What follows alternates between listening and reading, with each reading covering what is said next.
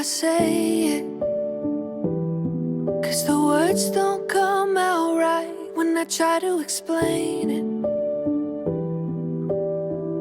Binecuvântată este împărăția a Tatălui și a Fiului și a Sfântului Duh. Strange when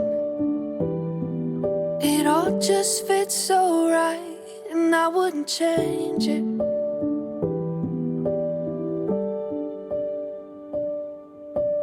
What if we just stop and take it in? Tu însuți, dar iubitorule de oameni, împărate, vino și acum cu puterea Sfântului Tău Duh și sfințește apa aceasta. We have everything we hoped for, everything we need to take these days and make them beautiful.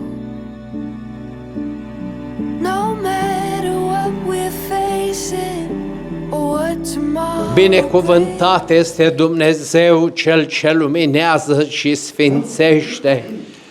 Se botează robul lui Dumnezeu, Miran Gabriel, în numele Tatălui, amine, și al Fiului, amine, și al Sfântului Duh, acum și pururea și în vecii vecilor. The love like this, a love like this. Dulce minune, unde erai? Tu ne-ai adus o bucată de rai. Anii vor trece, dar tu să știi, mama și tata te vor iubi.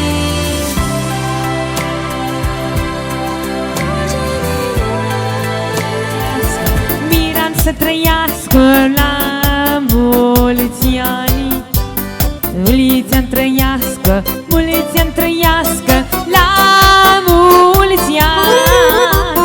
Miran să trăiască, părinții să-l iubească, la mulți ani.